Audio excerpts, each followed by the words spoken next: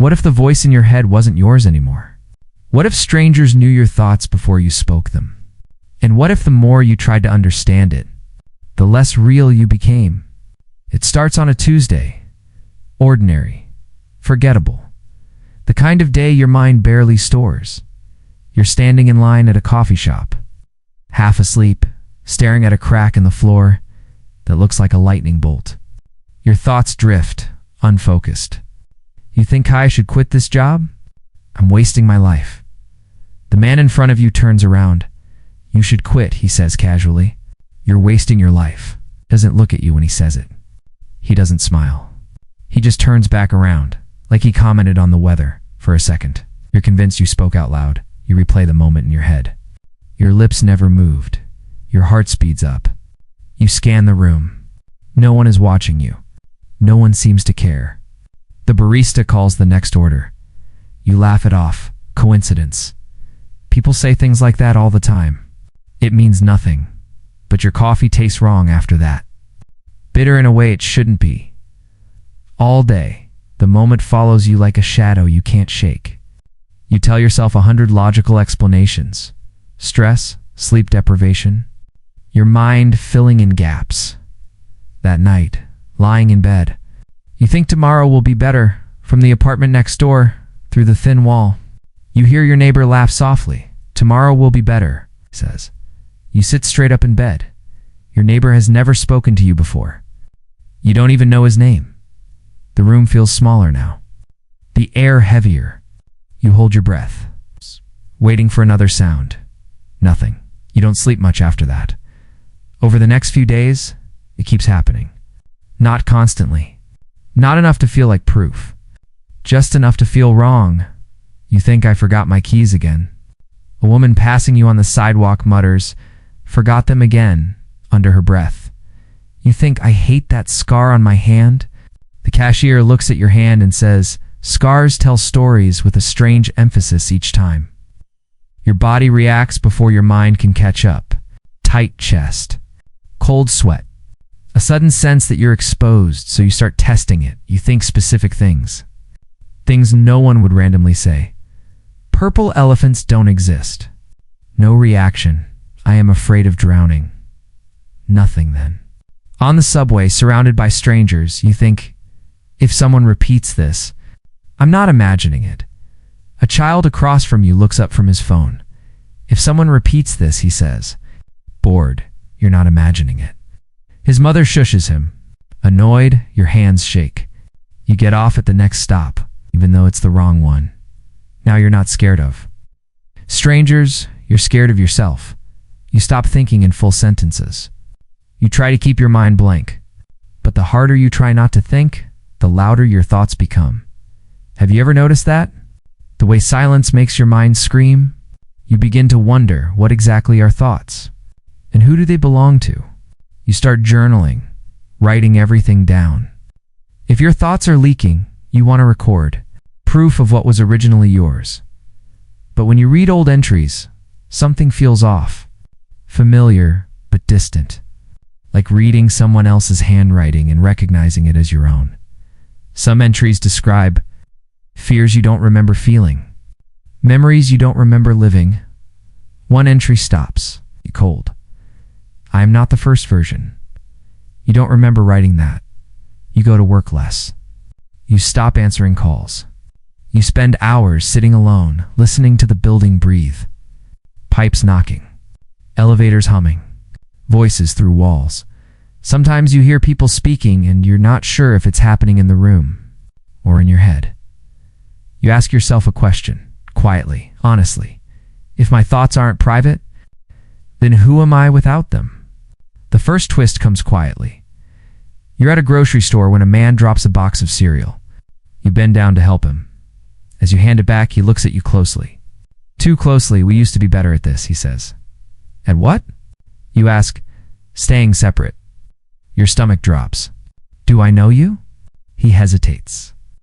His eyes flick to the security camera above the aisle. Not anymore, he says, and walks away. That night, you dream of standing in a long hallway lined with doors. Every door has your name on it, written in different handwriting. Some doors are locked. Some are slightly open. From behind one door, you hear your own voice whisper, "Don't open the last one." You wake up with the feeling that you've forgotten something important. Not lost, forgotten on purpose. You start searching your past. Old photos, old emails, old social media accounts you barely remember making. You find gaps. Months with no photos. Conversations that stop suddenly. People you don't remember meeting, but who clearly remember you. One email thread ends with a line that makes your skin crawl. If this version fails, initiate overwrite. You don't know what it means, but somewhere deep inside, a part of you does. The voices change after that. Strangers stop repeating your thoughts word for word. Instead, they respond to them. "You think I can't handle this anymore?" "A man on the bus sighs." "You always say that." "You think this isn't fair?" A woman standing nearby whispers, "It was never supposed to be." Who is deciding what's supposed to be? You look in the mirror one morning and feel disconnected from your reflection, like there's a delay. Like your face is waiting for instructions. You press your palm against the glass. For just a second, your reflection presses back a moment too late. Here's a question for you. If you couldn't trust your own memories, how would you prove you were real? The second twist hits harder. You finally confront someone. It's your neighbor, the one who repeated your thought that first night. You knock on his door, heart pounding, ready to demand answers. He opens the door and looks relieved. "I was wondering when you'd come," he says. "You've been hearing it too," you say. He nods. Not just hearing, sharing. He invites you in. His apartment looks almost identical to yours. Same layout, same cheap furniture, even the same crack in the wall near the ceiling. "You're not losing your mind," he says. "You're remembering it." "Remembering what?" He takes a breath. "We're fragments." The word feels wrong. Sharp. Fragments of what? "Of one mind," he says. "Split intentionally. Copied. Distributed." You laugh. A dry, broken sound. "That's not possible." "You think that because you're version 7, he says gently. "You were designed to think that," explain slowly. It's like talking to someone fragile.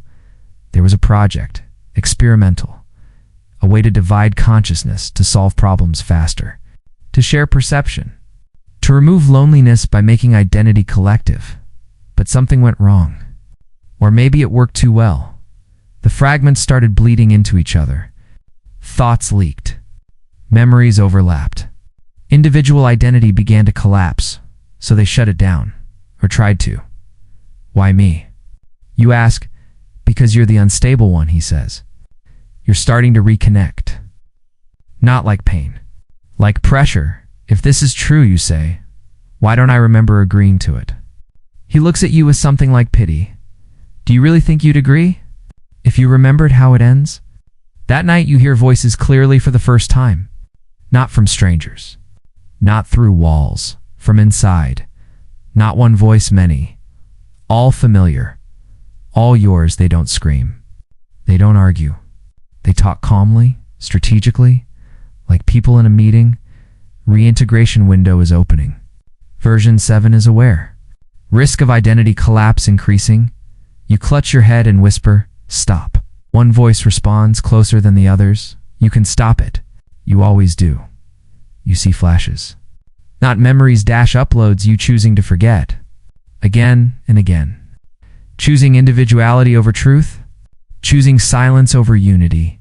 Every time the fragments begin to merge, one version panics. Pulls away, resets. You are that version.